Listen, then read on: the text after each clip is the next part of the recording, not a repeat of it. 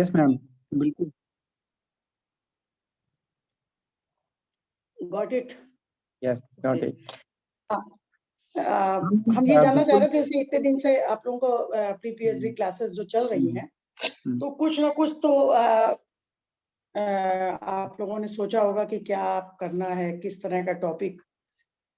तो सबसे पहले तो हम इसलिए भी जानना चाहेंगे कि हमारा ये पहला क्लास है आप लोगों के लिए साथ।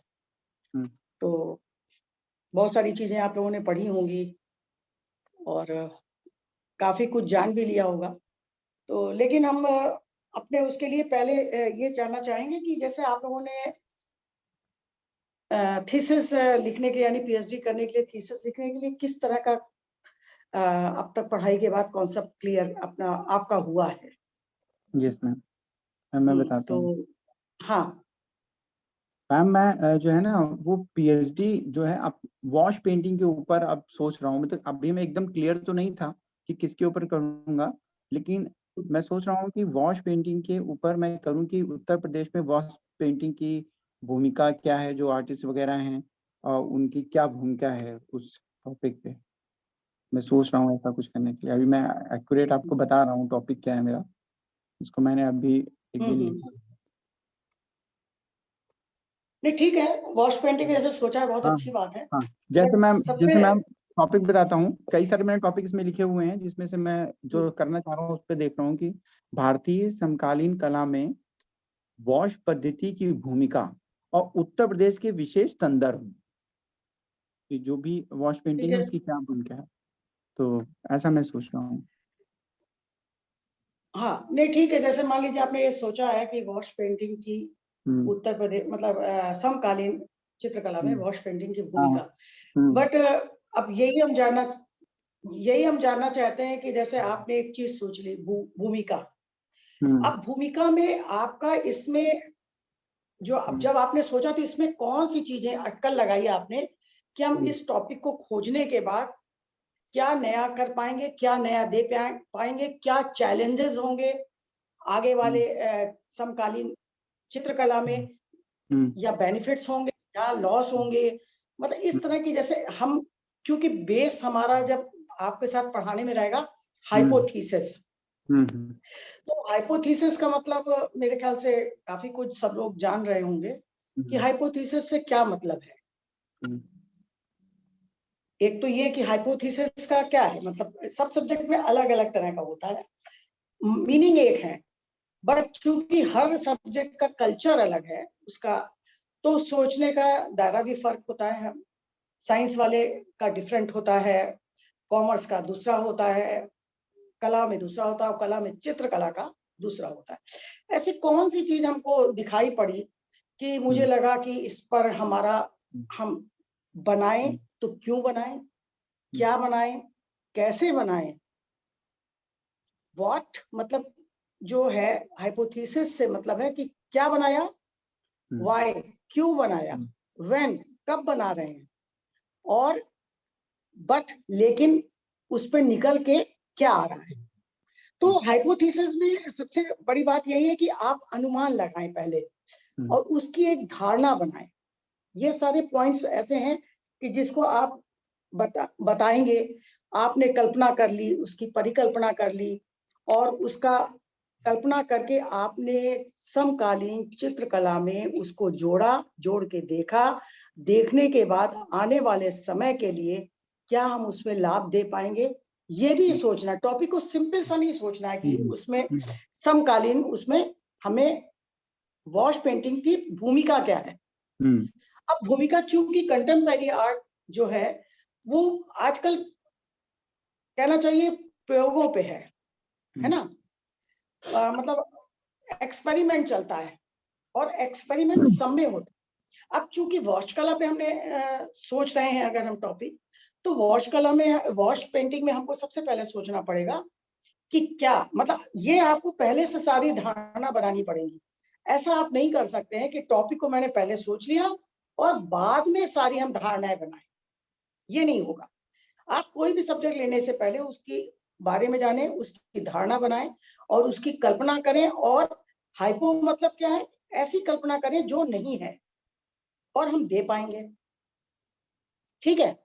तो ये अब वॉश कला में, वॉश पेंटिंग में क्या एक्सपेरिमेंट हुआ है, अगर हुआ है तो कितना हुआ है, हो के क्या हुआ है, वॉश पेंटिंग पुरानी पद्धत से लेके क्या कुछ खोई है या उसको साथ लेके चली है, उसमें उसका विकास हुआ है।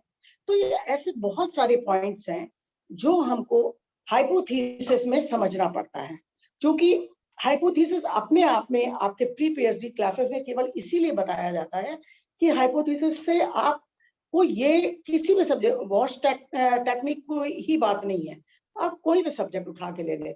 तो जैसे फिल्में भी बनती हैं, आपने देखा कि फिल्म का एक जरा सा हम ले लेते हैं, उसमें क्लाइमैक्स भी लाते हैं, उसको प्रूव भी करते हैं, उसको जिताते भी हैं, हराते भी हैं, मतलब टॉपिक के हिसाब से। तो हम अपने जब टॉपिक चुनेंगे तो सबसे पहले हम एक टॉपिक चुन के उसका निर्णय नहीं ले पाएंगे। हमें उसके साथ एक अच्छी थीसिस करने के लिए आपको मतलब ये सोचना ही होगा कि हम उस पे वॉश पेंटिंग के लिए कौन सा पर्टिकुलर एक पीरियड लेके हम आगे बढ़ें और उस पीरियड को हम कुछ कुछ समय के बाद जोड़ते हुए चलें और फिर देखें उसमें कितने लोगों ने एक्सपेरिमेंट किया, कितने लोग आए, क्या नुकसान हुआ। भाई जैसे कि आप सब जान रहे हैं कि वॉश टेक्निक इस समय उतनी चरम पे नहीं है, सही है नहीं? तो इसके मतलब चैलेंज है आपके सामने कि अगर चलन पे नहीं है तो क्यों नहीं है, आपको ये ढूंढना है। अगर चलन में नहीं है तो क्यों नहीं है, और उसके कौन सी ऐसी चीजें हो गई जो चलन से बाहर हो गया।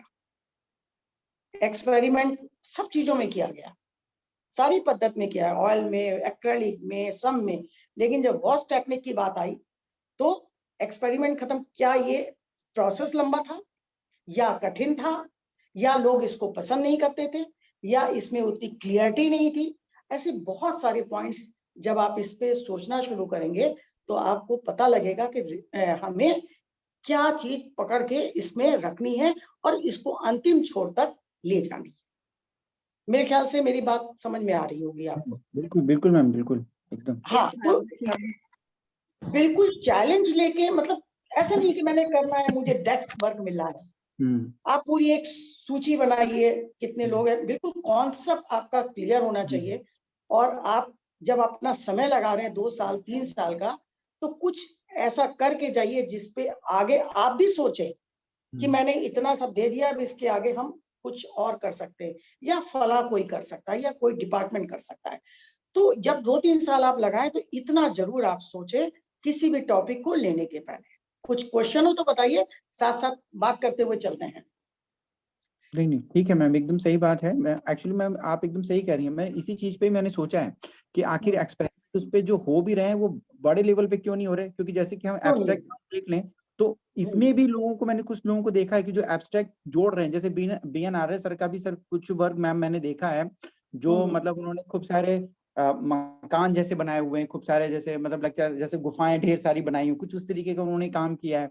अभी भी कुछ लोग जो उस तरीके का काम कर रहे हैं जो कि एकदम पारंपरिक टाइप का नहीं है, जो पहले जस्ट लाइक इलस्ट्रेशन हो रहा था, तो इलस्ट्रेशन की तरीके से अब नहीं कर रहे हैं। मतलब कुछ लोगों की बात कर रहा हूँ। तो वो चीज मैं सोचता हूँ आखिर ये क्यों नहीं हो पा रहा है। आपकी बात एकदम सही है, वो इसी वजह से इस टॉपिक को मैं लेना भी चाह रहा हूँ कि तो जब आप टॉपिक ये ले रहे हैं तो जैसे जैसे आपके जहन में जो जो मैंने बताई उसके उसमें आपके ऊपर उभरी होंगी, कुछ ना कुछ दिमाग में बिल्कुल होता बिल्कुल। रहता है।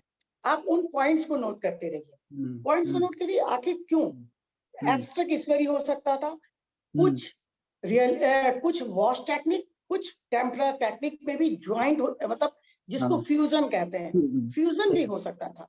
आखिर लोगों ने क्यों नहीं किया? क्या दिमाग में नहीं आया? क्या लोगों को ठीक नहीं लगा? इस तरह की बहुत सारी, यानी कि आज जो कुछ भी हुआ या नहीं हुआ ये बात मायने नहीं रखती है। मायने ये रखती है कि रिसर्च करने वाला स्टूडेंट या शोधार्थी इस चीज को परिकल्पना करे और उसको बताए, जिससे कि बहुत सारे क्वेश्चन उठे। जब आपने कल्पना करी, आपने सोची है ये भी हो सकता है, वो भी हो सकता है, आखिर क्यों नहीं हुआ, तब आप इसमें पड़ताल शुरू करेंगे। जब पड़ताल शुरू करेंगे बहुत सारी चीजें लोग ना चाह के भी बता जाएंगे, मतलब उनको पता नहीं होगा, बट आपके क्वेश्चन से वो चीजें निकलने लगती है। शोध का मतलब यही है कि हमको उन पॉइंट्स को लाना है जिनको हम समझ नहीं पाए, क्यों चला गया, क्यों पिछड़ गई ये टेक्निक। तो ये परिकल्पना जो है वो परीक्षण के द्वारा, यानी कि आपका परीक्षण ऐसा होना चाहिए जिसके द्वारा आप अपनी परिकल्पना को प्रूफ कर सके।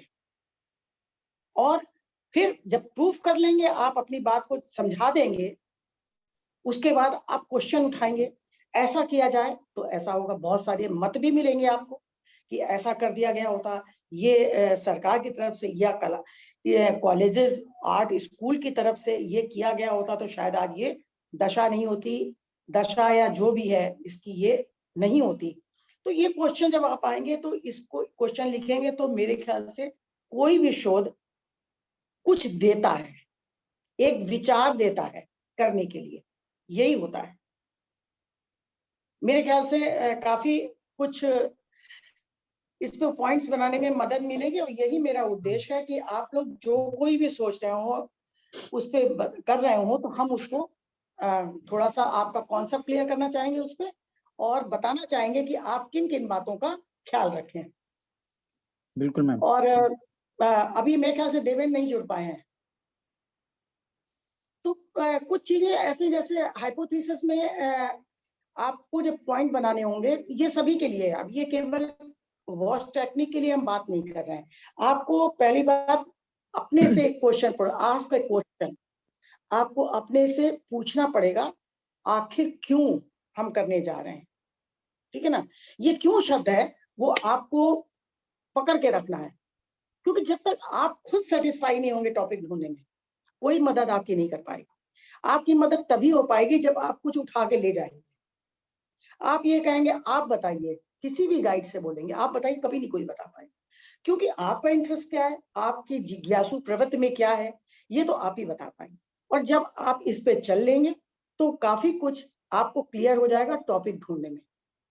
दूसरी चीज है कि आपको टॉपिक में आप कितना रिसर्च के लिए मैटर इकट्ठा कर सकते हैं, गैदर मतलब कैसे आप सारा मटेरियल ला पाएंगे, आपको कहाँ मिलेगा, मतलब ये भी चीजें क्लियर होनी चाहिए, कैसे मिलेंगी, कहाँ मिलेंगी। शोध के लिए टॉपिक ढूंढने से पहले ये एक अपने आप में शोध होता है कि हम इसको कहाँ से ला पाएंगे। अगर आप अरे मिल जाएगा, अरे हो जाएगा, तो मिल तो जाता है, हो जाता है मेहनत करने में, लेकिन वो मेहनत थोड़ी उस समय ज्यादा लगती है जिस समय आपका टॉपिक आगे बढ़ जाना चाहिए काफी, क्योंकि जब आप बीच में अटकते हैं तो आपको बहुत सारी परेशानियां आने लगती हैं। एक तो ये हुआ, और जब आपका क्वेश्चन का आंसर मिल जाए, मतलब आपने जो अपने से पूछा है वो क्वेश्चन का आंसर बन जाए, तब आप अपनी हाइपोथेसिस को ड्राफ्ट कर डालिए। जितने चैलेंजेस मिले, जितनी चीजें मिले, ड्राफ्ट कर लीजिए। ड्राफ्ट कर लेने के बाद आपके वैसे वैसे आप टिक करते चले जाएंगे कि ये तो मैंने क्लियर हो गया, ये मेरा क्लियर हो गया है, ये मेरा हो गया है, ये अभी बाकी है, ये हमें परेशानी आएगी। तो जब आप इतनी चीजें अपने दिमाग में रखेंगे, एक की नोट बनाकर रखेंगे, तो आप जब कभी भी कहीं भी जाएंगे तो आपका दिमाग खुला रहेगा कि अरे यार मेरे को इससे संबंधित चीजें पूछनी है। तो आप अपने आप से उसमें करते रहेंगे और रिवाइज करते जाइए साथ साथ। हाइपोथेसिस के बारे में रिवाइज करना इसलिए जरूरी है क्योंकि जब आप रिवाइज करेंगे तो जैसे आप राइटिंग में करते हैं, कुछ लिखने में करते हैं, जब रिवाइज करते हैं तो बहुत सारी लाइनें चेंज हो जाती हैं, बहुत सारी चीजें मतलब ठीक करनी पड़ती है। तो वैसे हाइपोथेसिस में हो सकता है कि एक झटके में आपको बहुत ऐसा विचार है। अगर हाइपोथेसिस हाइपो ना होता तो इतने कहना चाहिए वैज्ञानिक उस पर नहीं कर रहे होते। हम जो सोचते हैं यहाँ पर वही तो करते हैं। साइंस में तो यही है कि ऐसा हो जाए, वैसा हो जाए। हाइपोथेसिस में फिल्म भी बनती है, मतलब वो सब कुछ जो नहीं है लेकिन हमें उस पर कार्य करना है। तो यही सेम चीज, अगर ये हम टेंडेंसी लेके चलेंगे तो हमारा टॉपिक यूनिक होगा, और जब यूनिक होगा और ढूंढने की क्षमता जब हमारे पास उंगलियों में होगी पॉइंट्स ढूंढने के लिए, तो नो डाउट आपका जो थीसिस है वो बहुत स्पीड से आगे बढ़ेगा। और उन 2 साल में, 1.5 साल में, आप जितनी जल्दी कर सकें, उन 1.5 साल 2 साल में जब चीजें आपके दिमाग में भरी रहेंगी तो फट फट फट फट निकलती चली जाएंगी। इसके अलावा और अभी मुझे लगता है कि सिर्फ सुनिए, और कौन है? मैम जुड़ तो सब लोग गए हैं, लेकिन बस यही अच्छा यस मैम। कि वीडियो ऑफ कर रखा होगा उन लोगों ने, इस अच्छा वजह अच्छा, से। ठीक है ठीक। हाँ, जैसे हाँ नहीं, हम यही सालों पता चला लोग जुड़े हैं। हाँ हाँ, अच्छा अच्छा, ठीक नमस्ते है। मैम। नमस्ते बेटा। तो तुमने मेरी बात सुनी? यस मैम, बिल्कुल सुनी। हाँ, तो कुछ बोलना चाहोगी पहले? मैम मेरे मन में एक सवाल आ रहा है, मतलब शुरू हाँ से बिल्कुल ही आ बताओ। रहा है, काफी समय से। तो मैम पहले मैंने सवाल ऐसा का, देखा है। जी। हाँ मैम सवाल मैंने को ऐसा सॉल्व कर देखा लो है। उसके बाद। यस मैम, मैं रखती हूँ आपके सामने, आप समझ जाएंगी। अ, जैसे मैंने अभी तक देखा है, लखनऊ यूनिवर्सिटी की जो हाल मैंने देखी है, बच्चों का उस प्रकार से कला में रुझान नहीं है जैसा कि पहले के समय में था। तो इसकी क्या वजह हो सकती है कि ऐसा क्यों हो रहा है? रुझान नहीं है, देखिए इसके बहुत सारे कारण हैं। आल्दो ये हमारे हम्म, टॉपिक नहीं है। आपको अगर हम्म, शिक्षा में कितनी अवेयरनेस, कला हम्म, शिक्षा में लोग जागरूक हैं या नहीं, ये आप ढूंढ हम्म, रही हैं, तो एक हम्म, चीज अलग है। इसके दो हम्म, कारण हैं कि हम अपने विषय को नीरस अगर बनाते रहते हैं तो लोगों में उसमें रुचि नहीं होती है। तो हम्म, ये सबसे पहली जानकारी तो ये है कि जैसे हम बच्चों को चीजें डेवलप करते हैं ना, उनको अल्फाबेट सिखाते हैं, तो हम उनको चीजें दिखाते हैं, एप्पल की, बनाना, या जो भी बैट बॉल, बहुत सारी चीजें हम उनको हम्म, दिखाने लगते हैं। तो दिखाने का मतलब ये नहीं हम्म, होता है कि हम उनको उन पे रुचि पैदा करना है। ऐसे हमारे आर्ट शिक्षकों की भी, कला शिक्षकों की भी आवश्यकता है कि वो जी, अपने विषय को स्तर के हिसाब से जागरूक, रुचिकर हम्म, बनाएं। स्तर से मेरा मतलब है कि बीए, बीएफए, एमए, एमएफए या इंटर या हम्म, हाई स्कूल में क्या बच्चे को करना चाहिए, उससे संबंधित रुचिकर हाँ, हमें हाँ, उसको बनाना पड़ेगा। प्लस हमें उसकी लाइन क्लियर करनी पड़ेगी दूर तक कि तुम यहां तक जा सकते हो।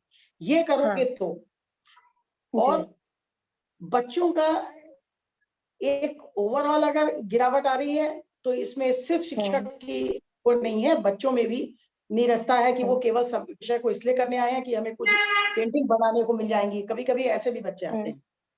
तो हाँ, ये मिला जुला कारण है कि, और इसका कारण हम्म, पूछने पे ही बच्चों से ये चैलेंजिंग हो सकता है ये कारण। लेकिन इसको टॉपिक कैसे हम्म, बनाना है ये एक सोचना पड़ेगा, जी बिल्कुल मैम। है ना। बच्चों से हमें हम्म, बात करनी पड़ेगी। क्या जैसे मैम? मैं अभी, हाँ मैम मुझे ये भी लगता है कि जो हमारी जो स्कूली शिक्षा होती है, जो स्कूल में शिक्षा होती है हमारी, उसमें जो कला विषय है उसको इतना हल्के में क्यों लिया जाता है? जैसे कि बाकी विषय है, वैसे ही कला को भी अगर कहा जाए, जैसे हमारे परिवार में भी होता है कि अगर कोई कला पे ध्यान भी दे रहा है तो पेरेंट्स कहते हैं कि क्यों ध्यान ये दे रहे बात तो हो सच इसमें। है। हाँ। ये हम्म, बात बिल्कुल सच है कि ये आज से नहीं, सालों साल से ये चल रहा है। और ये बहुत हम्म, चिंता का विषय अब भी नहीं है, हमारे जमाने से भी है कि हम्म, लोग उसको हाँ, कम आंकते हैं और इजी वे में हम्म, लेते हैं। तो उसका यही है कि लोग सोचते हैं कि 100 का है तो प्रैक्टिकल में इतना नंबर तो मिल ही जाएगा। एक ये चीजें, ये हमारे विषय से संबंधित नहीं है। ये तो टॉपिक लेंगे तो उसका बड़ा दूसरे ढंग से बनाना पड़ेगा। और हमको, हाँ, जैसे मैंने आपको बताया है कि जब हाइपोथेसिस इसका आप बनेंगे तो इसके चैलेंजेस ढूंढिए आप पहले, टॉपिक तो बाद में बनेगा। अगर हम्म, आपका ये, आप फोकस कर रहे हैं इस पे, तो आपको, जैसे मैंने हम्म, अभी, हम थोड़ी देर पहले बता रहे थे कि आपको क्लियर होना चाहिए, फोकस होना हम्म, चाहिए, क्या आप इकट्ठा कर सकते हैं, आप क्या दे सकते हैं, क्या चैलेंजेस हैं, क्या सुधार होने चाहिए। ये सारी चीजें हम्म, जब आप फोकस करेंगे और उनको पॉइंट वाइज बनाएंगे तो शायद इसका कुछ हद तक आंसर आपको मिलेगा। लेकिन ये इतना हम्म, वेग है। अब आप ये जी, भी कर सकते हैं चित्रकला से, मतलब क्योंकि बहुत सारे विंग्स है, स्कल्पचर हम्म, है कि पेंटिंग है कि अप्लाइड है, बहुत सारी चीजें हैं कि किसमें रुझान ज्यादा है या इसका स्कोप ज्यादा नहीं है। बहुत सारे कारण होते हैं, जॉब ज्यादा नहीं है या लोग बेकार ज्यादा रह रहे हैं। तो हम्म, इंटरेस्ट इसके हिसाब से भी घटता बढ़ता रहता है कि नहीं। ये, तो आप पहले अपने टॉपिक जो आप सोच रही हैं, अगर आपका ये हम्म, परेशानी का कारण है तो हम्म, इसको आप दूसरे ढंग से सोचिए। अगर आप इसको अपने फोकस करना चाहती हैं, इसको इसमें से विषय निकालना चाहते हैं, तो दूसरे ढंग से सोचना शुरू करिए। हम्म, मैम, ठीक है ना।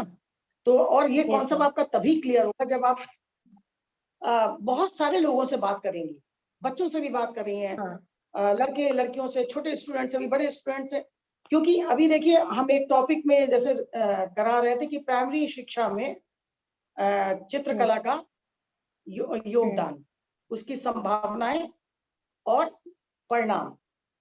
तो अब प्राइमरी शिक्षा में उसमें यही जोड़ दिया गया है कि प्राइमरी शिक्षा से अगर हमको बच्चों को क्रिएटिव बनाना है, उनको कुछ ऐसे करना है कि वो समाज में सकारात्मक भूमिका अदा कर सके, तो हमको जन्म से ही प्राइमरी एजुकेशन में सबसे ज्यादा सीरियसली लेना चाहिए, जूनियर में जूनियर के ढंग से।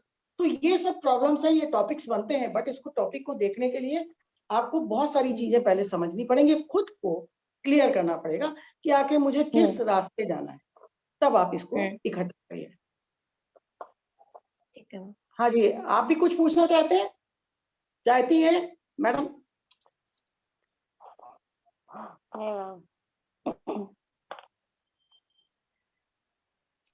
अच्छा, तो अब हम ये आगे बढ़ते हैं।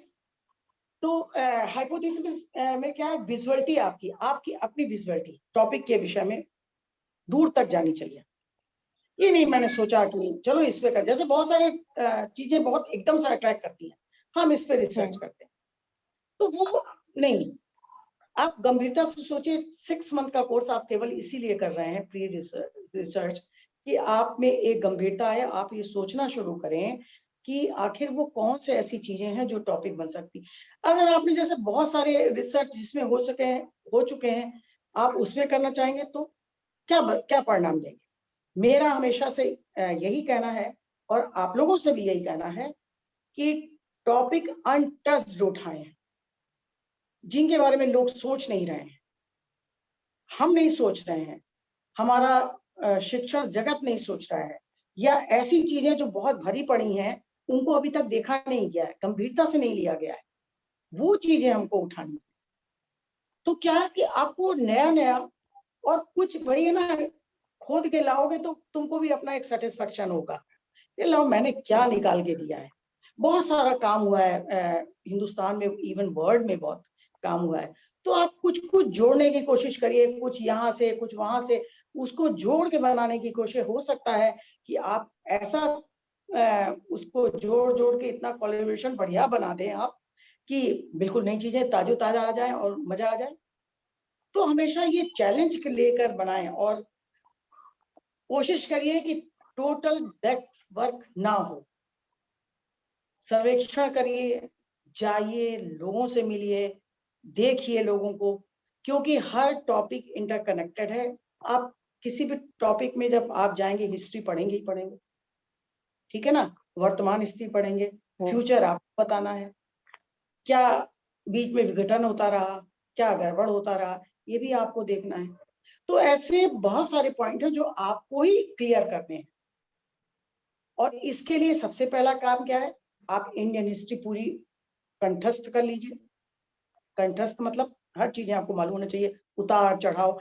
जब आप इंडियन हिस्ट्री पढ़ेंगे तो आप देखेंगे कि चाहे गुप्त काल हो, चाहे कोई भी काल हो, उसमें कुछ कुछ डिस्टर्बेंस है। हो सकता है उस डिस्टर्बेंस में आप कहीं से पकड़ के ले आए, कुछ तोड़ा गया, कुछ बनाया गया, कुछ सोचा गया, किस काल में क्या हुआ, चाहे फिर वो मुगल काल का हो, चाहे वो किसी भी काल का हो। और आधुनिक काल तो आधुनिक है ही, फिर चाहे आधुनिक हमारा जो आशीर्वाद प्राप्त है फर्स्ट वर्ल्ड वॉर का या सेकंड वर्ल्ड वॉर का। हमने आशीर्वाद इसलिए उसको कहा कि वो आज से 100 साल बाद भी आधुनिक रहेगा, है ना। तो उसको आशीर्वाद प्राप्त है कि अब हम सब कंटेम्परेरी ही रहेंगे। तो वो समकाल, वो जो आधुनिक है, हो सकता है उससे बहुत सारी चीजें आपको जुड़ जाएं। आप ये भी देख सकते हैं कि उस अगर 1940 में या 50 में क्या काम हो रहा था जो अब रिपीट हो रहा है या नहीं हो रहा है, या कर रहा है तो किस कलाकार ने किया, किससे हुआ, ऐसे बहुत सारे टॉपिक आपको मिलेंगे। यानी कि जब टॉपिक आप चूज करने चले तो आपको भी मजा आना चाहिए, जिससे कि आप खोज के लाएंगे, और जब खोज के लाएंगे तो आपको आनंद आने लगेगा, और जब आनंद आएगा तो आप टॉपिक को बहुत उसके साथ कहना चाहिए न्याय कर पाएंगे, और लोग आगे के लोगों को कुछ दे पाएंगे। बहुत सारी चीजें हैं, अभी खामियां हैं हमारे एजुकेशन में भी, मतलब कला शिक्षा में। आप उस खामियों को ढूंढिए। जैसे अभी इसने कहा, क्या नाम था बेटा तुम्हारा? मैम शाल्वी। हाँ, शाल्वी ने कहा कि लोग दूर हो रहे हैं, तो ये पता करें ना, हो सकता है कि हमारे कला शिक्षा में कुछ गड़बड़ हो रहा हो, जो और लोग नहीं पकड़ पा रहे थे इसने देख लिया, या इसने जो देखा पॉइंट उठाए तो उसमें दूसरों ने देख लिया। तो ये होना चाहिए। और हिस्ट्री तो चाहे इंडियन हो चाहे यूरोपियन हिस्ट्री हो, कुछ हो, आपको पढ़ना ही पड़ेगा। आप अनभिज्ञ नहीं रह सकते। आप जब पीएचडी करने जा रहे हैं तो आप ये मत समझिएगा कि हमें सिर्फ अपने टॉपिक पे टोटल नॉलेज होनी चाहिए। आपको अपने सराउंडिंग की भी नॉलेज होनी चाहिए, यानी कि थोड़ा पीछे, थोड़ा बगल में, अगल में, आगे आपको नॉलेज होनी चाहिए उस किस कॉन्स्टिट्यूशन में वो चीजें आ रही थी। आपको ये भी जानना बहुत जरूरी है। और कोई कुछ पूछता है? सुनील, मेरे ख्याल से तुमको काफी ढूंढने में मदद मिलेगी। मैम पहले तो लिस्ट, हाँ मैम पता है, मैं ऐसे ही चाह ही रहा हूँ जो आप चीजें बता रही है ना मैम, मैं इसके विषय में बहुत सोच रहा हूँ कि मैं किस तरीके से इस शोध कार्य को पूरा करूं कि ये सारा कंक्लूजन निकले उसमें, कि आखिर मैम जो ये साल्वी ने जो चीज उठाई ना कि आर्ट्स कॉलेज के लिए या कला के छात्रों के लिए, वही चीज वॉश पद्धति के ऊपर भी मैं उसको सोचता हूँ कि आखिर ऐसा क्यों हो रहा है उसके लिए, बिल्कुल। हाँ, जा क्यों नहीं सकती है। उस टेक्निक को पकड़ रहे हैं। जैसे आपने अभी बोला कि क्या टफ है, या उसके बायर्स नहीं है, या लोग उसको या पसंद नहीं टफ है या करते, टाइम टेकिंग है। टाइम टेकिंग है कि टाइम या टेकिंग उसमें है, मटेरियल हाँ। नहीं मिल पा रहा है, या वो और बड़ा करना चाह रहे हैं या छोटा करना चाह रहे हैं, या फ्यूजन नहीं हो पा रहा उसके साथ कि वो ऑयल के साथ नहीं मिक्स हो सकता या एक्रेलिक के साथ नहीं मिक्स होता, तो उस क्या प्रॉब्लम्स क्या हैं। तो ये तो एकदम सही है मैम कि चाह तो मैं कुछ ऐसे ही रहा हूँ, लेकिन बस वही है ना कि इसको किस तरीके से मैं लिखूं और क्या करूं, तो बस यही चल रहा है इस टाइम और पे। एक चीज और भी हमको ध्यान रखनी है। हमें ये भी ख्याल रखना है कि नहीं हो पा रहा है शब्द नहीं है।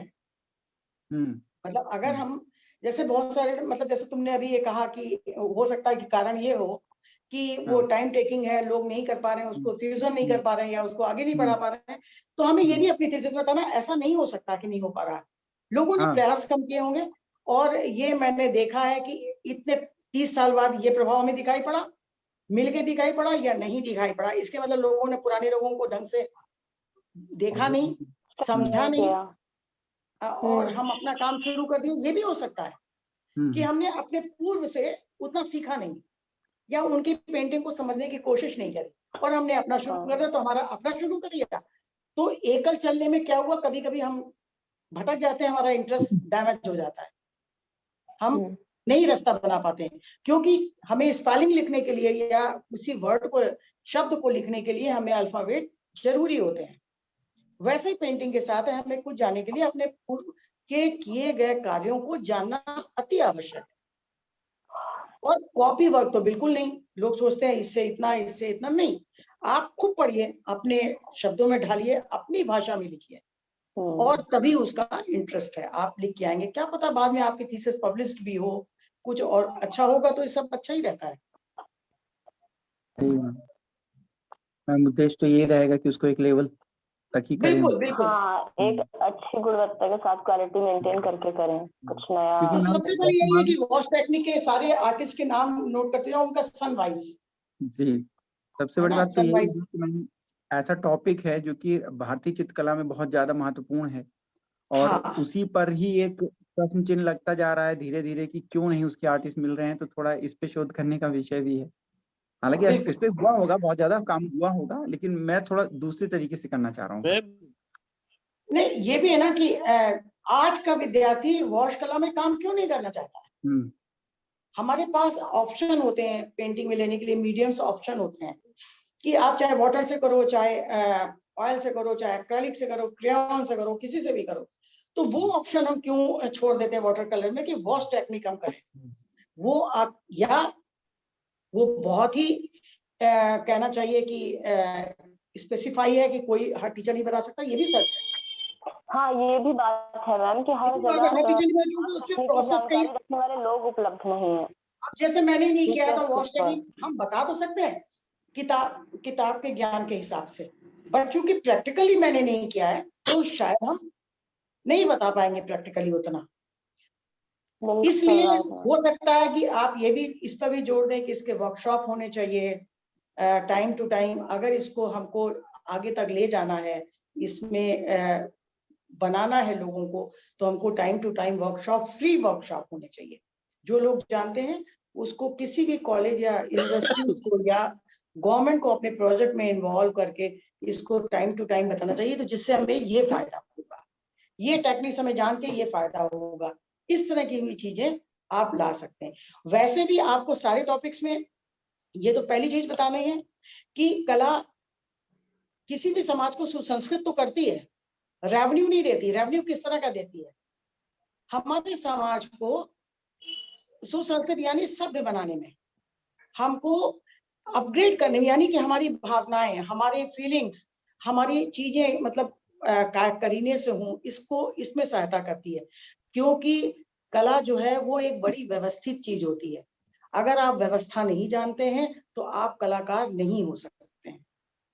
और जब चीजें व्यवस्थित होती हैं तभी एक अच्छी कला बनती है, चाहे वो गाना हो, चाहे वो चित्र हो, चाहे वो डांस हो। आपने देखते ही हैं कि कला कितनी व्यवस्थित है। एक सुर अलग हो जाए तो बेसुरा हो जाता है, कलर आपका गलत लग जाए तो पेंटिंग बेकार हो जाती है, नृत्य में आप एक भंगिमा भूल जाए या गलत पैर उठा ले जाए, ताल भूल जाए तो बेकार हो जाती है।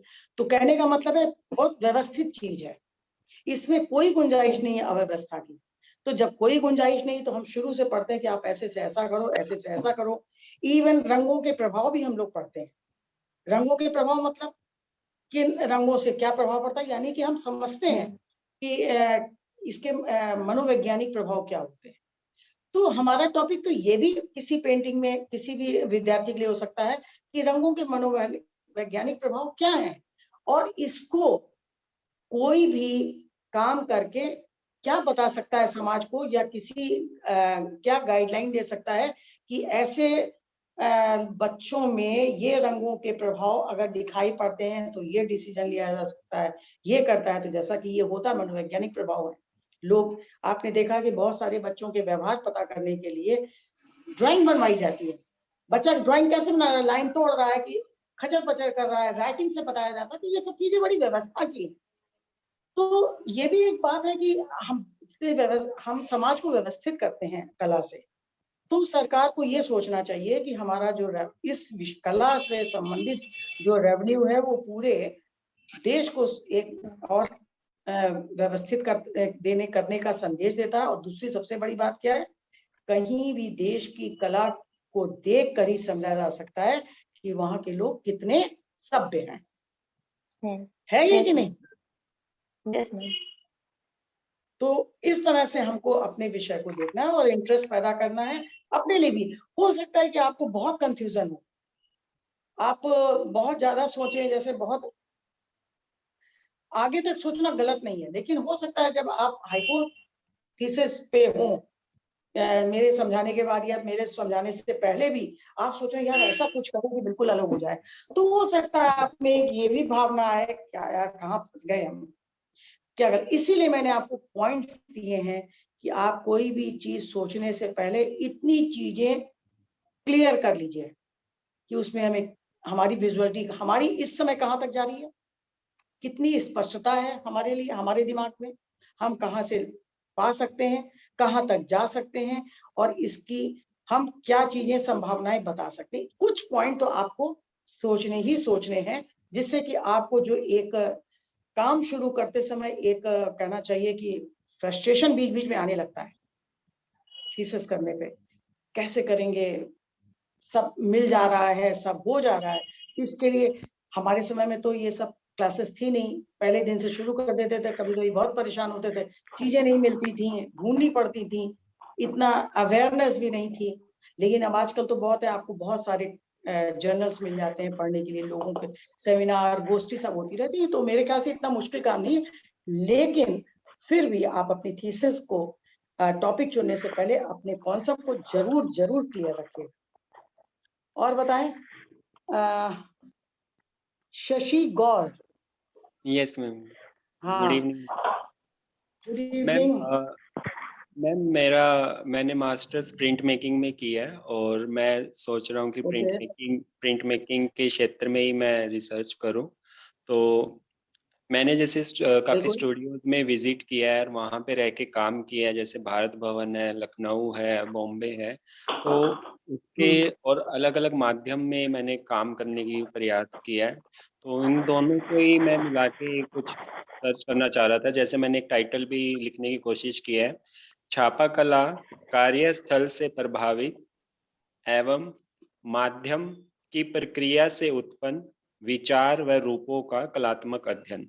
यानी कि जो माध्यम है और जो उसका प्रोसेस है, उनकी प्रक्रिया, उनसे जो हमारे विचार बनते हैं, आइडियाज डेवलप होते हैं, जिनको हम एक रूप में कन्वर्ट करते हैं, उनके ऊपर मैं काम करना की सोच रहा था। और जो एक प्रभाविता रहती है स्टूडियो की, क्योंकि प्रिंट मेकिंग एक टेक्निकल मीडियम है जिसमें हमें मशीन्स की जरूरत रहती है, टेक्निकल टूल्स की जरूरत पड़ती है, और उनकी प्रभाविता कहीं ना कहीं हमारे कार्य पे भी दिखती है। चाहे वो एचिंग है, चाहे वो जैसे कृष्णा रेड्डी ने विस्कोसिटी इन्वेंशन किया, एचिंग से आगे एक स्टेप आया विस्कोसिटी का। तो इस तरीके से वो हमारे काम को कैसे डेवलप कर रहे हैं, हमारे आइडियाज को कैसे डेवलप कर रहे हैं, उसके बारे में मैं रिसर्च करने की सोच रहा था। क्योंकि बहुत से जन क्या करते हैं कि मीडियम का सिलेक्शन कर लेते हैं बजाय उसके जाने, सिर्फ उसको एक इमेज को ट्रांसफर करने के लिए सोचते हैं, लेकिन मीडियम खुद में ही एक अपना व्यक्तित्व रखता है, चाहे वो पेंटिंग में है, चाहे वो स्कल्पचर में है। लेकिन मैं प्रिंट मेकिंग से हूँ, तो मैं प्रिंट मेकिंग की तरफ बात रखना चाहूंगा अपनी।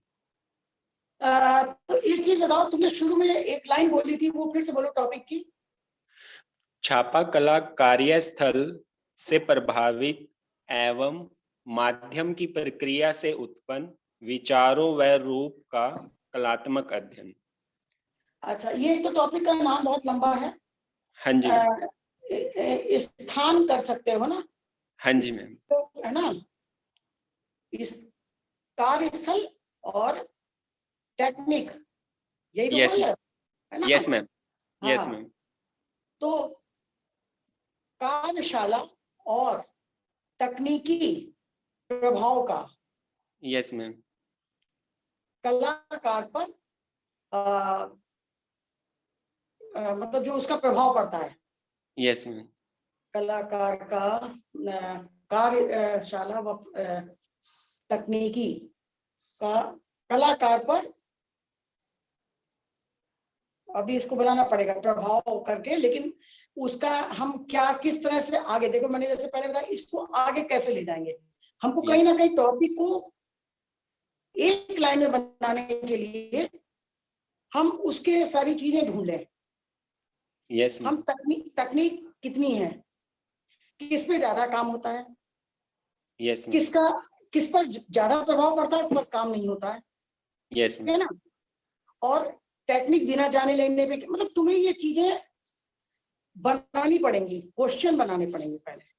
यस पहले तो तकनीक का तुम्हें, जैसे ना कि मैंने अभी हम तुम्हें लोगों को बता रहे थे हाउ टू मेक हाइपोथेसिस, मतलब हम कैसे हाइपोथेसिस को प्लान करेंगे।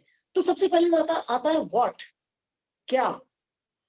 हाइपोथेसिस मतलब क्या करें, ठीक है ना? तो जैसे आपने सोचा है कि क्या करें, यानी कि आपने सोचा कि हम इस विधा में करें। फिर सोचते हैं हु, यस कौन, है ना?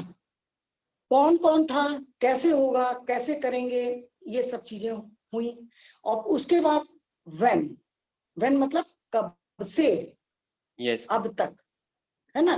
कब से व्हेन मतलब कब हुआ, कैसे हुआ, क्या प्रभाव अब तक आ रहा है, ये आपको तो पता ही होना चाहिए जब आप टॉपिक ढूंढने जा रहे हैं। ठीक है। फिर इसके बाद आता है हाउ, कैसे किया, ठीक है ना? मतलब अगर इतना यहां तक हुआ तो कैसे किया, हाउ। फिर उसके बाद फिर आ जाता है व्हाई। ये हमारी 6 चीजें। व्हाई मतलब क्यों किया, क्या इस पे जाना ठीक था, जैसे अभी मैं शुरू में भी बताया, या व्हाई क्यों किया, जब इसका प्रभाव ऐसा हो रहा तो हम इसमें क्यों बढ़े, ऐसे क्यों नहीं बढ़े, ऐसे क्यों नहीं बढ़े। भाई आप ही तो बताएंगे जब रिसर्च करेंगे। Yes ma'am. ये खामियां पैदा हुई। अगर बढ़ रहा है तो आपने कहा कि इन्होंने जो भी किया और जो भी किया क्यों किया, बट इसके रिजल्ट्स अच्छे हैं। अब आपने कहा जिसने भी किया, जैसे भी किया, कब किया, काहे किया, लेकिन इसके रिजल्ट्स बुरे हैं। Yes ma'am. है ना। अब जैसे कब वो कैसे में आप ढूंढेंगे, सुविधाएं नहीं थी, टीचर्स नहीं थे, लोगों में इंटरेस्ट नहीं था, इसका स्कोप नहीं था, जॉब नहीं थे, कोई पूछ नहीं रहा था। जैसे आप प्रिंट मेकिंग में आप कह सकते हैं कि पेंटिंग में कुछ ही लोग प्रिंट मेकिंग के अब जानकार बचे हैं, ठीक है कि नहीं।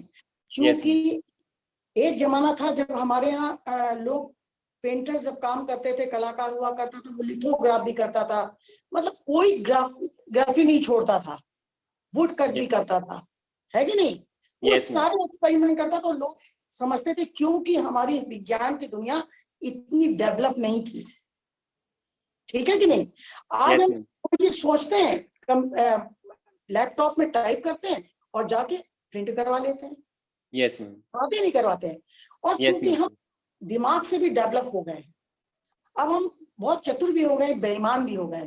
चतुर और बेईमान नहीं क्या है, आपको थीसिस में ऐसे भी बता सकते हैं। चतुर और बेईमान इसलिए हो गए, हमको मालूम है कि ग्राफिक में ये इफेक्ट्स आता है। Yes ma'am. हम इसको लीनो या कोई भी चीज हम काटते भी नहीं है, उसके इफेक्ट को हम बना लेते हैं। Yes ma'am. ये लोग करते हैं। Yes ma'am. एक कलर का एटलीस्ट तो लोग कर ही लेते हैं। अगर एक कलर की ग्राफिक बनानी है, 2 कलर की बनानी है, इतना तक तो लोग कर लेते हैं। हाँ, 3-4 कलर में तो थोड़ा सा संभावना नहीं होती है, लेकिन कंप्यूटर ने वो भी धो दिया, है कि नहीं। अब कंप्यूटर में ग्राफिक करके आप कितनी भी चीजें, कितने भी इफेक्ट ले आए। तो सबसे बड़ी बात हो सकता है ये भी हमारे आगे चैलेंज है ग्राफिक पे। यस है ना। ये भी एक बहुत बड़ा चैलेंज है कि इतनी चीजें, इतनी सुविधाएं हमारे पास उपलब्ध है कि लोग इंटरेस्ट नहीं लेते हैं, लोग प्रिंट में करते। हो सकता है ये हमारा एक फेज हो, दौर है हमारा। दौर मतलब हर चीज का एक अप एंड डाउन होता है। तो सबसे पहले तो आपको पूर्व से जानना पड़ेगा, यानी कि जब से भी ग्राफिक चल रही है उसके शुरुआत से लेकर आपको थोड़ी थोड़ी चीजें ये सब जाननी। आजकल जानना कोई कठिन नहीं है। आप उठा ली किस सन से गया, कितने लोग हुआ, कितने देशों में माना गया, कितने देशों में नहीं हुआ, कितने कलाकार हुए और क्यों हुए, क्यों एकदम से चले गए, ठीक है ना। आज के जमाने में अगर ग्राफिक लोग कम करते हैं, जैसे कि इसका भी वॉश टेक्निक भी कम करते हैं। अभी वही प्रॉब्लम वॉश टेक्निक में भी आ रही थी। तो कहने का मतलब हो सकता है कि साइंस की डेवलप जो स्थिति है वो कलाकारों के लिए चैलेंजिंग है, नो डाउट है। आज हम पेंटिंग, पहले फोटो जैसे स्पष्ट चित्र बनते थे तो लोग बहुत अप्रिशिएट करते थे, आज हम नहीं करते हैं। हम कहते हैं ये तो हमारे कंप्यूटर में प्रिंट में भी निकल आता है। हमको तो एक्सपेरिमेंटल होना चाहिए। हम कितना किसी मीडियम को कितना डिफरेंट तरीके से प्रयोग कर सकते हैं, हमें ये चाहिए। यही है कि नहीं। पेंटिंग कौन सी अच्छी है। अगर हम रटी रटाई बनाते हैं पेंटिंग तो क्या है, हम अपने मीडियम्स को कितना ज्यादा एक्सपेरिमेंट करके पेश कर सकते हैं, तभी हम इस साइंस से जीत पाते हैं, विज्ञान से। अदरवाइज पेंट करने के लिए सब कुछ है और कंप्यूटर में तो हर चीज है, आप डाउनलोड करिए, कर दीजिए। Yes ma'am. तो ये भी एक बहुत बड़ा कारण है। चाहे वो वॉश टेक्निक के लिए बात जो मैंने बात अभी बताई है, वो सुनील के लिए भी लाभप्रद है, आपके लिए भी लाभप्रद है कि लोग आजकल बना बनाया घर लाना चाहते हैं। जो परचेस कर सकते हैं उनके लिए फोटोकॉपी मौजूद है, रीप्रिंट मौजूद है, बड़े बड़े पोस्टर कंप्यूटर से मौजूद है। जो चीज उनको 50,000 की मिलेगी वो उनको 1,000 में मिल जाती है। लेकिन कद्रदान कितने हैं और कद्रदान कैसे पैदा होंगे, ये तो हमको भी सोचना है, सरकार को भी सोचना है। क्योंकि किसी भी सरकार की ये जिम्मेदारी होती है कि हमारे यहाँ सभी लोग सरवाइव करें, कलाकार भी सरवाइव करें। तो उसके लिए स्थितियां पैदा करना। अब या तो ग्राफिक को बिल्कुल उसमें डाल दिया जाए कि बेकार की चीज है। अगर हम पढ़ रहे हैं, हमारे पास सब्जेक्ट है, वो ऑप्शनल है, जैसे भी है, तो इसके मतलब है कि हम कलाकारों की भी ड्यूटी होती है, सरकार की भी ड्यूटी होती है और यूनिवर्सिटीज की भी ड्यूटी होती है कि उस कला को हम आगे तक कैसे देख पाएंगे। यस है कि नहीं। तो आप इसमें करिए, अच्छा टॉपिक है ये भी, लेकिन इसके लिए मेहनत यही करनी पड़ेगी आपको। ये सब चीजें आपको निकाल के लेके आनी पड़ेंगी और सोचना पड़ेगा कि दिमागी मंथन बहुत होता है इसमें। आप कितना अच्छा सोच पा रहे हैं, और हमेशा पॉजिटिव थिंकिंग रख के सोचिए। Yes ma'am. तो आप अपने टॉपिक के साथ आगे बढ़ पाएंगे और फिर उसको कुछ दे पाएंगे अपने विषय। और Yes, कुछ नहीं मैम, शशि, थैंक और यू। कुछ कंफ्यूजन? नहीं मैम, काफी कुछ कंक्लूजन निकला है मेरे माइंड में, जो टॉपिक को लेके हाँ, था, काफी कुछ हाँ, समझने को मिला है। Yes ma'am. बिल्कुल। और हमेशा रिसर्च का टॉपिक फोकस्ड होना चाहिए। हम नहीं जाए इधर उधर, हम हिस्ट्री में तो सबको बताते हैं, यानी जब हम किसी चीज की पूर्व पीठिका लिखते हैं तो सब कुछ लिखते हैं, इधर का भी, उधर का भी, इधर का भी। लेकिन जब हम अपने टॉपिक सेकंड और थर्ड चैप्टर में जब जाना शुरू करते हैं तो हमें फोकस्ड होना पड़ता है, और हम फोकस्ड होंगे तो आगे बढ़ते चले जाएंगे। अगर फोकस्ड नहीं होंगे तो हम कंक्लूजन तक पहुंच ही नहीं जाएंगे, पहुंचेंगे तो एक रटा रटाया, इससे ये संभावनाएं हो सकती है, ये हो सकती है, बस इतना होता है। यस। और एक चीज और भी बता दें, हमेशा 3 चीजें दिमाग में डाल के चलिए, क्योंकि आपको निराशा नहीं होनी चाहिए। यस। मान लीजिए आपने ग्राफिक में सोचा है ना, ऐसा ना हो खुदा ना खास्ता कल आपको लगे, आप ही को लगे, दूसरे को नहीं लगेगा कि यार इसके अलावा अगर इसमें कर ले तो ज्यादा अच्छा है। तो हमेशा 2 या 3 दिमाग में रख के चलिए, और साइड बाई साइड उस पर भी अध्ययन। कभी कभी होता ना कि आदमी किसी में पढ़ रहा होता और जाता किसी डिसिप्लिन में है, ये होता नहीं होता है। यस। आदमी पढ़ कुछ जाता लेकिन करने कुछ लगता। कोई कुछ पढ़ रहा होता, आर्टिस्ट बन जाता है। तो यस। ये आपके विषय के साथ भी होगा। आप जरूर 1-2 विषय अपने दिमाग में, एक में बिल्कुल मत चलिएगा। प्राइमरी स्टेज पे ओके मैम। जैसे ही आप उसमें काम, जब आपको लगे मिलने लगा तो फोकस हो जाइए, बस हो गया मेरा। अब आपको दिमाग इधर उधर नहीं करना, ये है। Yes ma'am. और मैंने आते ही शुरू कर दिया है, तुम लोगों को किसी से पूछा भी नहीं किसी के बारे में, कौन कहाँ से है, कहाँ से आया है। तो शशि, तुम कहाँ से हो? मैम मैं हरियाणा से हूँ, और कुरुक्षेत्र यूनिवर्सिटी से मैंने बैचलर ऑफ फाइन आर्ट्स किया है, पेंटिंग और प्रिंट मेकिंग, और मास्टर्स मैंने प्रिंट मेकिंग से किया है, यहीं से कुरुक्षेत्र यूनिवर्सिटी से।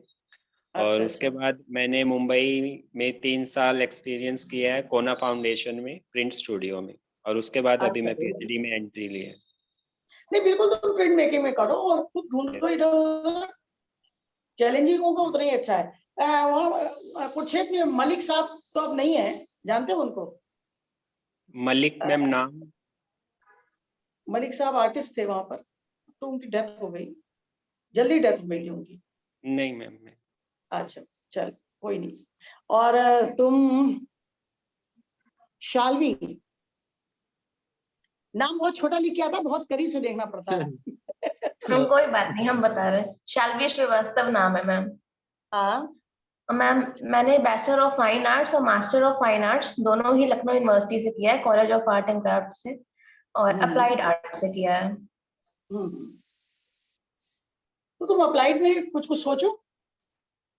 मैम मेरा इंटरेस्ट जो है ना वो थोड़ा इसी तरफ जाता है, अप्लाइड आर्ट से हटके ही जा रहा था, तो मुझे लगा हाँ, जैसे कि अभी सुनील सर ने कहा ना कि जो बंगाल की जो वॉश पेंटिंग थी वो बहुत इम्पोर्टेंस रखती है इंडियन आर्ट में, वैसे ही जैसे मैंने अपना टॉपिक बताया उसमें भी अगर हम लोग देखें तो एक शैली, और जो स्कूल्स हुए हैं हमारे भारत में शुरू से आर्ट स्कूल्स। टॉपिक तुम्हारे क्या सोचा है? इस मैम मैंने अभी आपको बताया था ना, तो बताओ फिर। हाँ मैम बता रहा है कि जो स्कूल्स आर्ट स्कूल्स हुए हैं शुरू से भारत में, उनकी भी एक अलग इम्पोर्टेंस रही है हमारे बीच में। तो अब उस टाइम के जो बच्चे थे वो काफी निकलते भी थे, तो अब ऐसा क्यों नहीं है? ये भी अब तुलनात्मक अध्ययन भी तो कर सकते हैं ना हम लोग इसमें। नहीं, जैसे तुमने देखो उससे बताया तो दूसरे विचार थे, अब मेरा दूसरा विचार है। एक्चुअली गवर्नमेंट जो सोचती है और हम भी ये सोचते हैं कि शोध सब लोग ना करें, शोधार्थी वही बने जिसमें शोध करने की प्रवृत्ति हो। बिल्कुल समझ रहे हो ना? पहले क्या होता था, हम पहले समय की बुराई नहीं कर रहे हैं, लेकिन काफी हद तक ये सत्यता है। एमए कर लो, नेक्स्ट स्टेप रिसर्च, एक क्लास की तरह ट्रीट हो रहा था। ये बहुत बड़ा कारण है। तो आपने एमए किया, जिस सब्जेक्ट से कर ले उसके बाद क्या करना है, मुझे रिसर्च करनी है ना। यूजीसी के इतने नॉर्म्स थे कि ऐसे आया जाएगा, ऐसे रिसर्च में नौकरियां भी मिल जाती थी किसको कहीं कहीं किसको, क्योंकि थोड़ा सा डेवलप हो रहा था। धीरे धीरे क्या हुआ कि उच्च शिक्षा में गिरावट आ रही थी। गिरावट मतलब जिनको नॉलेज नहीं थी वो भी शोध करके पहुंच गए, और जिनको नॉलेज थी वो तो पहुंचे ही पहुंचे। तो गिरावट आनी लाजमी थी। तो हम भी इस फेवर में हैं कि हमेशा शोध उन्हीं लोगों को कर, बल्कि हम तो कहते हैं जो शोध है बहुत महंगा हो गया है उसको भी कम होना चाहिए। और आप सिलेक्शन में मजबूती रखें, हर आदमी ना आ सके वो और टफ कर दीजिए, लेकिन जब कोई शोधार्थी शोध अध्ययन करने वाला कोई विद्यार्थी जब इसमें आगे बढ़े तो उसको सुविधाएं सारी मिलनी चाहिए। तो ये भी एक बहुत बड़ा कारण है। और ये सच भी भीड़ बढ़ाने से क्या होगा, बहुत सारे आप अभी तो आप बच्चे हैं, छोटे हैं, हमारे आप में बहुत अंतर है, बहुत दुनिया देख ली। अभी जब आप बाहर निकलोगे आपको बहुत सारे पीएचडी धारक मिलेंगे, कहेंगे भाई मेरी तो नौकरी नहीं लग पाई। अब कैसे नौकरी लग जाए, क्या रिसर्च कर दे। और उस समय रिसर्च कर लेना जब बहुत आसान हुआ करता था, हम आप सब वाकिफ हैं कि कैसे रिसर्च हो रहा है। कुछ लोग अच्छा रिसर्च करके निकले, कुछ लोग नहीं निकले, लेकिन तौला फिर यही जाता कि उस समय हो गया।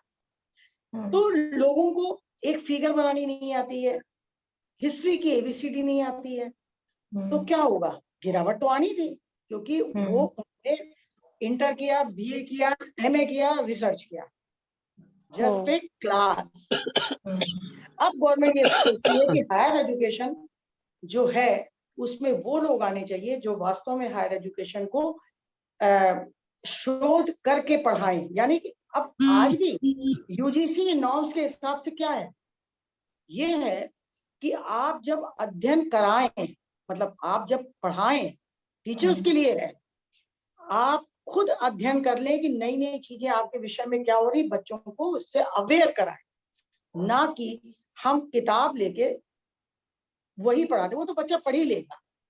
लेकिन अगर हमने एक्स्ट्रा नॉलेज रखी है अपने विषय में, कुछ हम पढ़ते हैं, कुछ हम इधर उधर ज्यादा देखते हैं, तो हम बच्चों को कुछ दे पाएंगे।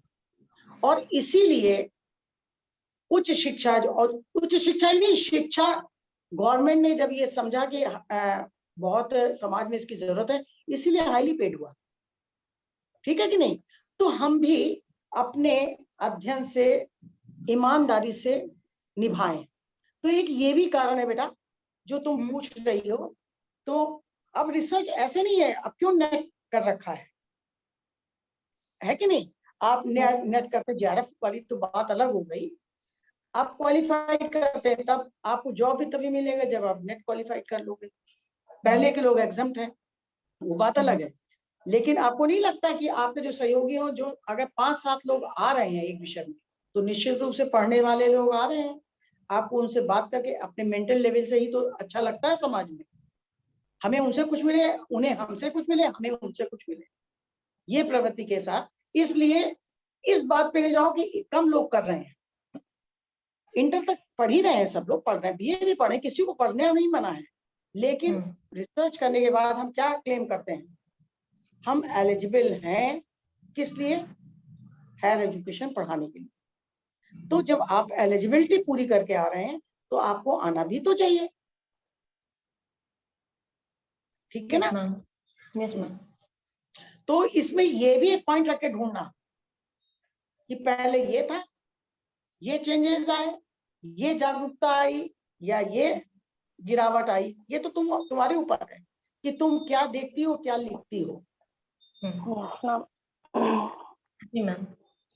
और जितना देख लोगी, जितना कर लोगी, उतना अपने विषय में बात करने के लायक हो जाओगी। और बात तक ये सब चीजें काम आती रहेंगी। जो आप शोध करते हैं वो जीवन पर्यंत काम आता है, क्योंकि शोध करने के बाद भी आप फिर शोध ही करते चले जाते हो, क्योंकि जिज्ञासा होने लगती है ना कि अच्छा भाई अब ये तो छूट ही गया। और कोई भी रिसर्च ऐसी नहीं होती है जो कंप्लीट हो जाए कि उसमें संभावना कुछ ना रहती है।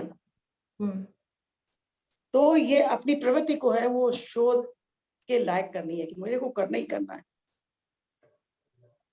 और तो अभी तो मुझे 3-4 लोग मिले। मैम नमस्ते, मेरा नाम शिवा है। शिवा, अच्छा। हाँ, मेरा ग्रेजुएशन लखीमपुर से हुआ है और पीजी मेरा डीजी कॉलेज से हुआ है। बेटा आपकी फोटो नहीं आ रही है, चलो हम देखते हैं। मैम ऑन ऑन करो। है कैमरा, ऑन है मैम, अच्छा, ऑन है। हाँ ठीक है, दिख गई। हाँ बताओ। Yes ma'am. और जेआरएफ हो गया है, अभी पीएचडी करनी ही है और मतलब करना था। इसका टॉपिक मैम मैं कोई ऐसा लेना चाहती हूँ, मतलब मुझे लिटरेचर में, दर्शन में काफी इंटरेस्ट है, तो कोई मैं ऐसा टॉपिक लेना चाहती हूँ जो मतलब अपनी इस इंटरेस्ट का भी इस्तेमाल कर सकूं अच्छे से। नहीं ठीक है, थ्योरी में क्या पसंद है? मैम थ्योरी में मुझे कंटेम्प्रेरी भी पसंद है और जो पुनर्जागरण काल का जो टाइम है उससे पढ़ना बहुत पसंद है, उसमें के आर्टिस्ट, उनकी पेंटिंग। बहुत अच्छी बात है। तो मेरे ख्याल से अभी तुम आप लोगों के साथ 1-2 दिन 4 दिन रहेंगे ही, तो बेटर है कि आप जो आपका इंटरेस्ट है वो थोड़ा पढ़ लीजिएगा और उसमें जो प्रॉब्लम्स आए या जो क्वेरीज हों आप मुझसे सॉल्व करिएगा। मेरा काम ही यही है कि आप लोगों के जो आप सोचें या करने के लिए तैयार हो रहे हैं उसमें हम आपको आगे बता सकें, आगे बढ़ा सकें, ठीक है ना? तो शिवा, अच्छी बात है, तुम जेआरएफ भी हो, बहुत अच्छी बात है। तो लेकिन उतनी मेहनत करना, देखो तुमको जेआरएफ में मतलब अच्छा बिल्कुल कर रहे हैं, है ना? तो दौड़ भाग के शरीर तुमको खर्च करना है और उसके और बाकी चीजें गवर्नमेंट बियर करेगी। तो वैसे तो सभी को अच्छे से करना है, बट आपके पास थोड़ी सी अभी कहीं जॉब तो नहीं कर रहे हो ना? नहीं मैम, नहीं। तो तुम्हारे पास थोड़ी स्वतंत्रता है। जो लोग जॉब पे आ जाते हैं उनको थोड़ी सी मुश्किल हो जाती है, तुम्हारे पास स्वतंत्रता है। अभी तक आर्य कन्नड़ डिग्री कॉलेज में आप आई भी थी एज एग्जामिनर, वहाँ अच्छा आपको अच्छा याद अच्छा, होगा। हाँ यस मैम। हाँ, पर अभी मैंने छोड़ दिया है और पूरी ठीक किया छोड़ डेडिकेशन के, के साथ रिसर्च ही करना है। बिल्कुल सही किया तुमने छोड़ के। छोड़ देना ही ठीक होता है। अब तुम इसमें फोकस करो और बहुत अच्छे से करो, ऐसा टॉपिक ढूंढो क्योंकि तुमको और चीजों की चिंता नहीं होगी। किसी से छुट्टी नहीं मांगनी है, किसी से कुछ नहीं करना, खर्च भी अपना अपने पास आ जाएगा। तो बेटर है कि बहुत अच्छा सा एस्थेटिक्स भी सोच सकती हो, पुनर्जागरण काल भी सोच सकती हो। हाँ मैम, ये और एस्थेटिक्स में भी बहुत इंटरेस्ट है मुझे, मैं बताना भूल रही और थी, आधुनिक क्योंकि वो काल मैं भी कहीं सोच दर्शन सकती आता हो, है। कुछ भी सोच सकती हो। तो अब बहुत सारी चीजें हैं तुम्हारे पास, ऑप्शन है कि कर सकते हो। तो जो लोग नौकरी में हैं उनके साथ थोड़ी सी बाउंडेशन होती है कि वो भी करना है, ये भी करना है, और तुम्हारे साथ ये अच्छा है कि नहीं है। और 2 साल में कंप्लीट करो अपनी, लग कर हाँ बिल्कुल। मैम, पूरी कोशिश रहेगी कि जल्दी से जल्दी कर डालना है। तो अब हम तुमसे यही कहेंगे कि अपनी पढ़ो 1-2 दिन और मेरे से शेयर करो, फिर हम उसमें तुम्हारे साथ आगे बढ़ेंगे, बताएंगे कि कैसे क्या करना है ना? अच्छा, और अभी एक कोई और भी थे?